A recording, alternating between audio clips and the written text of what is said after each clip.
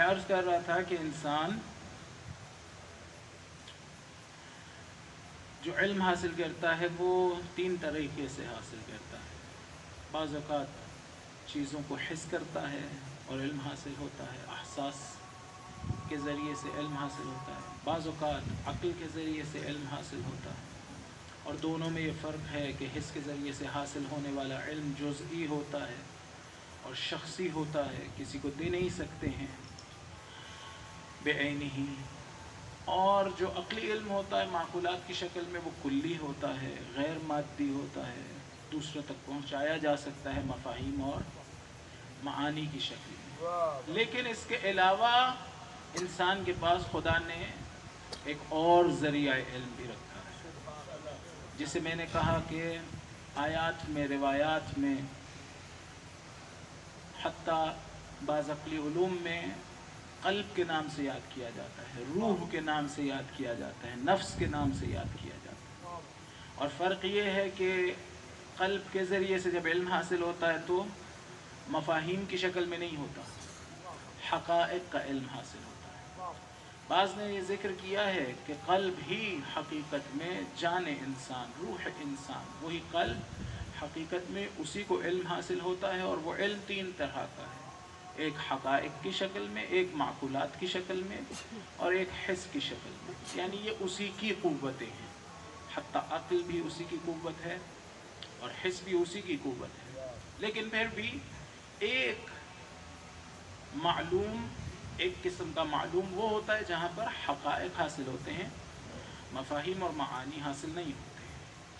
اور پھر میں نے یہ بھی عرض کیا کہ خداوند متعال نے اسی دل کو خطاب کیا ہے، جس وقت خداوند متعال نے عبادتوں کا حکم کیا ہے اس وقت دل کو خطاب کیا ہے، دل سے کہا ہے تم عبادت میں مشغول ہو جاؤ، فقط عقل عبادت میں مشغول نہ ہو، یعنی ایک درجہ انسان کا فقط عبادت میں مشغول نہ ہو، جسم انسانی عبادت میں مشغول نہ ہو، انسان کا وجود، اس کی روح، اس کا قلب یہ عبادت میں مشغول ہے۔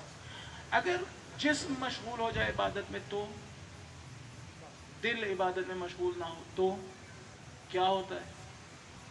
تو یہ ہوتا ہے کہ وہ جو عبادت کا اثر تھا جو انسان کی روح پر ہونا چاہیے تھا وہ نہیں ہوتا۔ انسان کی فقط و فقط، انسان کا اگر جسم عبادت میں مشغول ہو جائے، روح غافل ہو، دل غافل ہو، تو وہ اثر جو اس عبادت سے ہونا تھا وہ نہیں ہوتا۔ مثلا نماز کا اثر کیا ہے؟ ان الصلاۃ تنہی عن الفحشاء والمنکر، نماز برائی سے روکتی۔ اگر میرا جسم فقط نماز پڑھتا رہے تو ایک ایسی نماز وجود میں آئے گی جس میں روح نہیں ہوگی، فقط عبادت کا جسم وجود میں آئے گا۔ جب ایک بے روح عبادت وجود میں آئے تو اس کا اثر نہیں ہوگا۔ اسی لیے بعض علماء نے کہا، آپ دیکھتے ہیں بعض لوگ نماز پڑھنے کے فوراً بعد استغفار کرتے ہیں، وہ کس چیز سے استغفار کر رہے ہوتے ہیں؟ کہا وہی جو نماز پڑھی ہے اسی سے استغفار کر رہے ہوتے ہیں کہ خدایا جیسا پڑھنے کا حق تھا ہم نے ویسی نہ پڑھی۔ بعض لوگوں نے کہا فقط گناہوں سے استغفار نہیں کرنا چاہیے، وہ عبادتیں جو انجام دینی چاہیے تھی جس طرح سے، اگر اس طرح سے انجام نہ دی جائیں تو بھی استغفار کرنا چاہیے۔ تو ممکن ہے وہ نماز جو ہم پڑھتے ہیں اور اس کے فوراً بعد استغفار کرتے ہیں تو شاید اس لیے یہ مستحب ہو کہ ہم خدا سے معافی مانگ رہے ہوں، خدا نماز جیسے پڑھنی چاہیے تھی ویسے نہیں پڑھی، میری روح کو نماز میں مشغول ہونا چاہیے تھا، میرا جسم فقط نماز میں مشغول ہو۔ کہنا یہ چاہتا ہوں کہ اگر روح عبادت میں مشغول نہ ہو تو اپنا اثر کھو دے گی وہ عبادت۔ ممکن ہے بعض لوگ کہ نہیں اثر ہے، مثلا کیا اثر ہے؟ جس وقت ایک شخص نماز میں مشغول ہے، فقط اس کا جسم نماز میں مشغول ہے، تو کم از کم کسی پہ ظلم نہیں کر رہا ہے، کسی کو مار پیٹ نہیں کر رہا ہے، کسی کا مال نہیں لوٹ رہا ہے، اس طرح کے گناہ تو نہیں کر رہا، تو یہ ایک اثر ہے۔ لیکن دوسرے علماء نے کہا نہیں، نہ فقط یہ کہ اس طرح کی نماز کا کوئی مثبت اثر نہیں ہے، ایک منفی اثر بھی ہو سکتا ہے۔ یہ جو اذکار ہم کرتے ہیں، مثلا تسبیح پڑھ رہے ہیں، درود پڑھ رہے ہیں، اگر دل کی توجہ نہ ہو اور فقط زبان سے اللہ اکبر اللہ اکبر اللہ اکبر اس طرح سے کر رہے ہوں تو بعض علماء نے کہا اس کا ایک منفی اثر ہے روح پہ، نہ فقط یہ کہ ایک مثبت اثر نہیں ہے. بعض نے کہا نہیں مثبت اثر ہے، وہ یہ اثر ہے کہ جس وقت اس طرح سے ذکر کر رہا ہے تو کم از کم گالیاں نہیں دے رہا، گانے نہیں گا رہا. کہا نہیں، نہ فقط یہ کہ اس کا مثبت اثر نہیں ہے، ایک منفی اثر ہے. وہ منفی اثر کیا ہے اور کیوں ہے؟ اس لیے ہے کہ ایک ایسی چیز جس کے ذریعے سے نماز نے حالت ذکر اور توجہ میں جانا تھا، اب اسی میں مشغول ہوں، لیکن نماز یا وہ ذکر کی حالت اور توجہ کی حالت روح اس میں مشغول نہیں ہے. یعنی خدا نے ایک چیز ایسی بنائی تھی جس کے ذریعے سے میں اس سے تعلق پیدا کر لوں، لیکن اس چیز کو میں نے اس طرح سے استعمال کیا ہے کہ اس سے تعلق ہی پیدا نہیں ہو رہا ہے. کہا ایک خاص قسم کی قدورت انسان پہ. فرض کریں اسی طرح سے نماز اگر ہم پڑھتے رہیں ساری عمر بغیر توجہ کے پڑھتے رہیں تو روح میں کس چیز کی طاقت پیدا ہوگی؟ روح کس چیز کی پریکٹس کر رہی ہے؟ بغیر توجہ کے نماز پڑھنے کی. اس میں اب یہ جو طاقت ایجاد ہو رہی ہے یا استعداد ایجاد ہو رہی ہے وہ کون سی ہے؟ یعنی ایک کام کو غلط طریقے سے کرنے کی استعداد اور طاقت ایجاد ہو رہی ہے. تو کہا ایک منفی اثر ہے اس کا.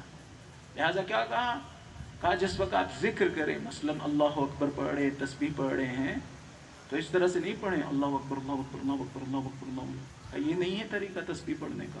الحمدللہ الحمدللہ الحمدللہ، یہ تسبیح پڑھنے کا طریقہ نہیں ہے. کہا کیسے پڑھیں؟ کہا ایسے پڑھیں جیسے اپنی روح میں کچھ ڈال رہے ہوں.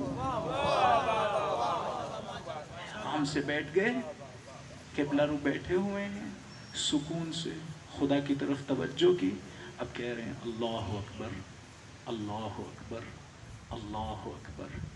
ایسے جیسے ایک پرندہ کسی چھوٹے سے پرندے کو کوئی چیز کھلا رہا ہوتا ہے، تلقین کر رہا ہوتا ہے، اس طرح سے انسان اپنی روح میں یہ ذکر ڈالے اللہ اکبر سبحان اللہ سبحان. اگر ایسا کروں گا تو کیا ہوگا؟ اس کا ایک اثر اور ہوگا. اگر ایسا نہیں کروں گا اللہ اکبر اللہ اکبر، وہ اثر نہیں ملے گا. آیت اللہ نمازی کی میں ویڈیو ایک دیکھ رہا تھا. وہ نماز پڑھا کرتے تھے ہمیشہ باجماعت. باجماعت نماز ایسی ایک عجیب اور عظیم چیز ہے، خدا ہم سب کو توفیق دے. روایت میں ہے تمنا جبرائیل ان یکون من بنی آدم لسبع خصال. 7 خصلتوں کی وجہ سے جبرائیل تمنا کرتا ہے کاش میں انسانوں میں سے ہوتا. ان میں سے ایک سبب یہ نماز جماعت ہے کہ انسان نماز جماعت پڑھ سکتے ہیں. ایک سبب یہ ہے کہ حاجیوں کو پانی پلایا جائے. ایک سبب یہ یتیموں کا خیال رکھا جائے. جبرائیل تمنا کرتے ہیں. ایک سبب یہ ہے کہ مجالست العلماء، علماء کے ساتھ بیٹھ سکے. وہ جو یاد خدا جن کے دیکھنے سے، جن کے ساتھ بیٹھنے سے تازہ ہوتی ہو، وہ علماء. 3 اور بھی ہیں، بہرحال اگر کسی وقت موقع ملا تو انشاءاللہ عرض کروں گا. ایک درود پڑھتے ہیں محمد و آل محمد.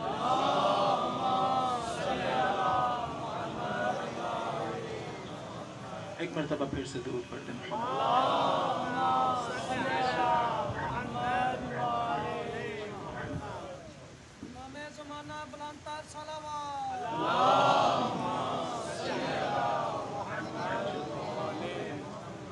یہ درود بھی پڑھنا جس طرح میں نے کل کہا تھا عبادت 3 طرح سے ہوتی ہے، یہ درود بھی اسی طرح سے. ایک مرتبہ صرف میری زبان کہہ رہی ہوگی اللہم صلی علی محمد و آل محمد.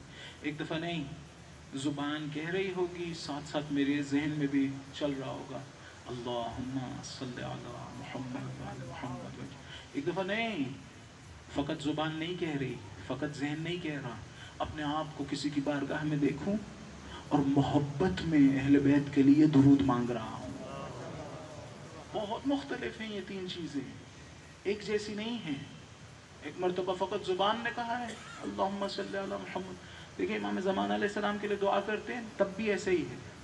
ایک مرتبہ فقط زبان کہہ رہی ہے اللہم کل ولیک الحق، ذہن ادھر ادھر گھوم رہا ہے، کبھی کسی چیز کے بارے میں سوچ رہا ہے، کبھی کسی دل میں بھی کوئی خاص چیز نہیں ہے. دل میں بھی یہ نہیں ہے کہ نہیں اللہ تعالیٰ مجھے دے دے، ایسی کوئی چیز نہیں ہے. بعض اوقات انسان غفلت میں اس طرح سے نہیں. ایک مرتبہ اس طرح سے نہیں ہے، انسان پورے وجود کے ساتھ کھڑا ہے اور خدا سے کہہ رہا ہے گڑ گڑا کے یا بہرحال تواضع کے ساتھ خدا دے دے، میرے مالک میرے مولا کو سنبھال کے رکھ. ان کو اپنے حفظ و امان میں رکھ. جیسے ایک چیز چاہیے ہو، جیسے بچے مانگتے ہیں، جب بچے بڑوں سے مانگتے تو کیسے مانگتے ہیں؟ ان کا پورا وجود مانگ رہا ہوتا ہے کہ نہیں مجھے یہ چیز چاہیے. اس طرح سے مانگیں. وہ صرف زبان سے نہیں مانگ رہے ہوتے، یہ نہیں کر رہے ہوتے کہ ہمیں دے دو، دے بھی تو ٹھیک ہے، نہ بھی دے تو ٹھیک ہے. ایسی نہیں ہوتی ان کی کیفیت. وہ کہہ رہے ہوتے ہیں مجھے اور کچھ نہیں، مجھے یہ چاہیے. وہ اس طرح سے مانگ رہے ہوتے ہیں. ہم لوگ امام کے لیے بھی دعا کریں تو یہ 3 کیفیتیں. دیکھیں اب آپ کا کام ہے تطبیق کرتے چلے جانا ہر عبادت پر. ساری تو یہاں پر نہیں میں بہرحال تحلیل کر سکتا. ایک درود پڑھ دیں محمد و آل محمد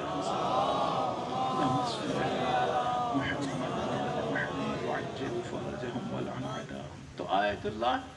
نمازی کیا کہہ رہے تھے؟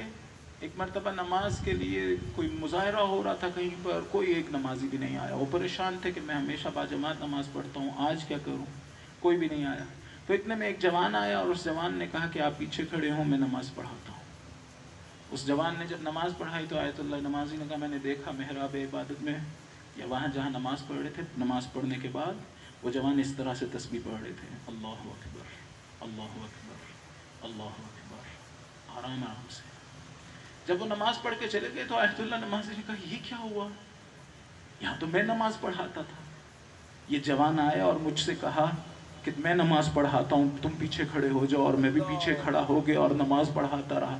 اور اس کے بعد میں نے اس طرح سے اسے تسبیح پڑھتے ہوئے دیکھا. تو انہوں نے کہا اس وقت میری توجہ ہوئی کہ میں نے اپنے مولا کے پیچھے نماز پڑھی ہے.